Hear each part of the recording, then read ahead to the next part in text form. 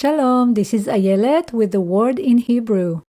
In this lesson, we will learn about the SHVA vowel. In our last lesson, we covered the Hebrew vowels, but the SHVA vowel is unique in the sense that it can be vocal or silent depending on where it is in the word or what's around it. In this lesson, I will teach you some great rules and guidelines to help you decipher if a SHVA is vocal, meaning it adds the S sound to the letter, or if it's silent, meaning it adds no sound, and in that case, we will only pronounce the base sound of that letter. Now keep in mind that even with all these rules and guidelines, there might still be some situations where grammatical factors that are beyond the scope of this lesson will affect the SHVA, but the rules you're about to learn here will cover most situations when applied correctly. To supplement this course, you can get the complete Hebrew pronunciation chart and many more resources on my website, thewordinhebrew.com. And as always, please take a moment to like, subscribe, and share this video with others. I will divide the rules into always rules and sometimes rules. Always rules are always true and will always apply first. Sometimes rules are true sometimes, but not always. They can apply only after all the always rules could not apply. So let's begin with the always rules. As I mentioned in lesson 2, a SHVA at the start of words or syllables is always vocal. For example, here is the first word in the Bible from the book of Genesis, Bereshit, meaning in the beginning. We can see that the SHVA is at the start of the word, so it must be a vocal SHVA. Together with the letter bet, it makes the sound be, which is also the first syllable of this word. Before we continue, let's review the definition of a syllable. Knowing when a syllable starts and ends will also help you determine if a SHVA is vocal or silent. A Hebrew syllable can have 1 to 3 letters. It must start with a vocal vowel and can only have one vocal vowel. So if you see a vocal vowel and another vocal vowel next to it, then you know you are looking at the end of one syllable and the beginning of the next syllable. A syllable can have up to 2 silent SHVAs. A syllable must start with a vocal vowel, but can end with a silent SHVA or with the base sound of the following letter. A vocal SHVA will always start a syllable, and a silent SHVA will always end a syllable. And keep in mind that a Hebrew letter can only have one vowel at a time. In my transliteration system, I use a / to separate between syllables and a dash to separate between sounds within a syllable. While keeping these definitions in mind, we can now understand how syllables are divided in Hebrew, which will also be helpful in deciphering if a SHVA is vocal or silent. So let's continue with the always rules. A SHVA after the prefix u is always vocal. U before a word is a prefix that means and or but and is not a part of the word itself. It actually comes instead of the prefix ve when there is a SHVA at the start of a word. Therefore, a SHVA that follows the prefix u is actually at the start of the word, so it must be vocal. For example, here is the word ure'e, meaning and see. We can see that the first letter is u, which is the prefix for and or but, and the following reish has a SHVA. Therefore, that SHVA must be vocal, and together with the reish, it will make re. The last syllable is e, so together the word is u, re, e, ure'e, and see. A SHVA at the end of words or syllables is always silent. For example, in the word melech, meaning king, we have a SHVA at the end, so we will only hear the base sound of that letter, ch, melech.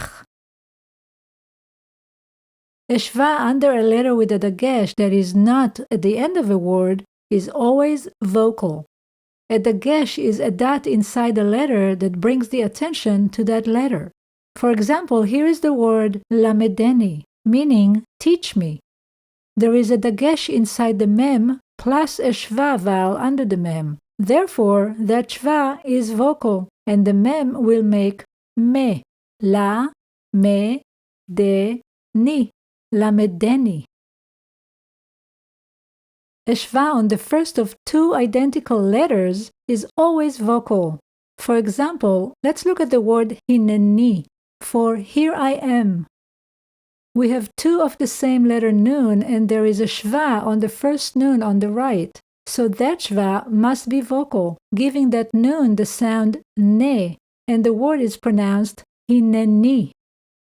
Another great example is the word hallelujah, meaning you all praise God.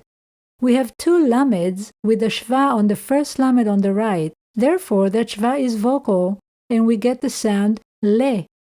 Together, the word is pronounced ha-le-lu-ya, hallelujah. The shva on the second of two identical letters, and that second letter does not have a dagesh, is always silent. Let's look at the word levavchem, for your heart.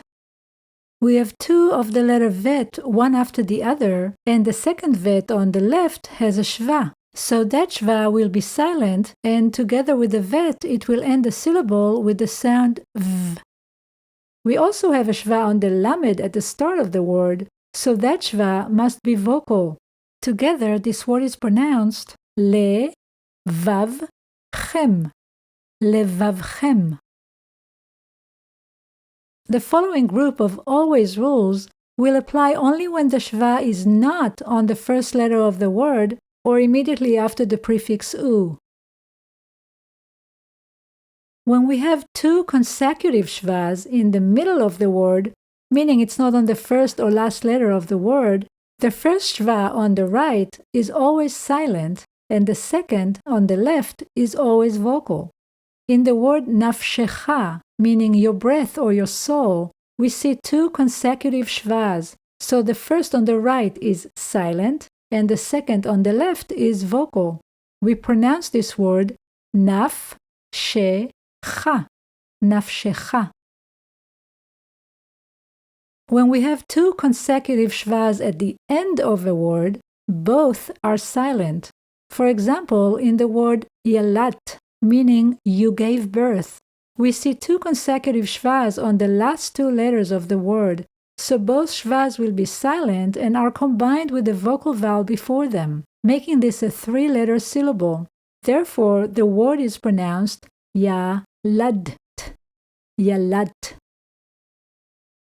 A shva that is immediately before one of the Beged-Kefet letters, bet, gimel, daled, kaf, pei, or tav, and that letter has a dagesh, the shva before it is always silent.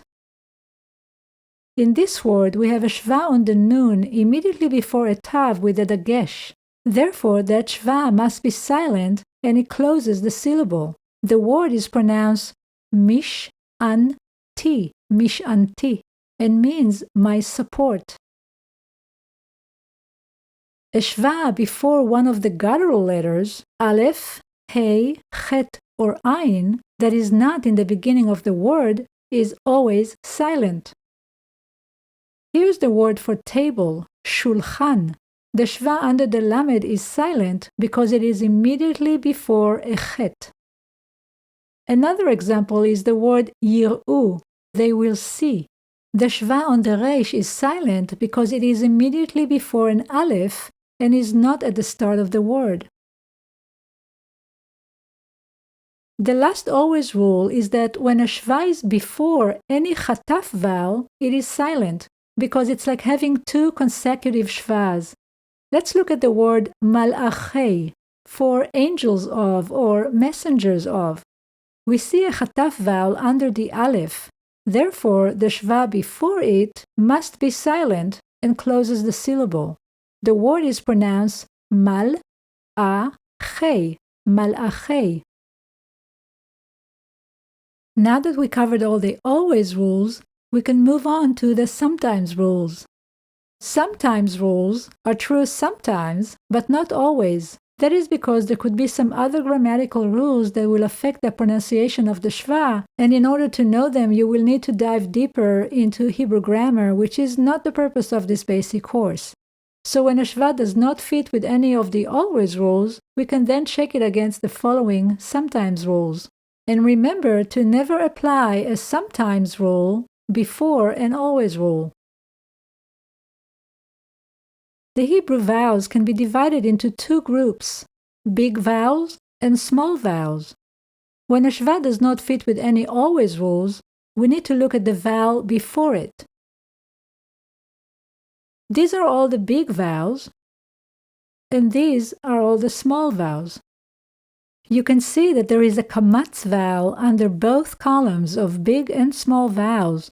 The kamatz is typically a big vowel that adds the sound ah, but when it is in a closed unaccented syllable, it becomes a small vowel and is pronounced as o. I explained that more in lesson 4 where I cover special rules, but most of the time when you see a kamatz, it will be considered a big vowel and will produce the sound ah. Okay, so after we check the shva against all the always rules and none of them worked, we look at the vowel before it. If there is a big vowel before the shva, then that shva is most likely to be vocal. If there is a small vowel before the shva, then that shva is most likely to be silent. For example, here is the word lomedim for they are studying. There is a shva under the mem and we are not able to apply any always rules to it. The vowel before it is a big vowel, so that shva is most likely a vocal shva, and therefore the word is pronounced lo me dim, lomedim. Another example is the word Yisrael, Israel. There is a shva on the sin that does not fit with any always rules. The vowel before that shva is a small vowel. Therefore, that shva is silent, and the word is pronounced Yis-ra-el, Yisrael. One last thing to mention is that when a shva cannot be vocal, it is most likely a silent shva. So this is it for the SHVA vowel. I know this was a lot of information in a short time, but I hope this will help you understand when the SHVA is vocal and when it is silent. At least in most situations, I recommend that you watch this video again, and once you start reading and putting it all together, it will all make more sense. In the next lesson, we will go over a few more rules for correct pronunciation, and in lessons 5 and 6, we will dive into reading sounds and then complete words together. Please remember to like this video, subscribe to my channel, and share it with others. Thank you so much for learning Hebrew with me, and until next time, Shalom and God bless.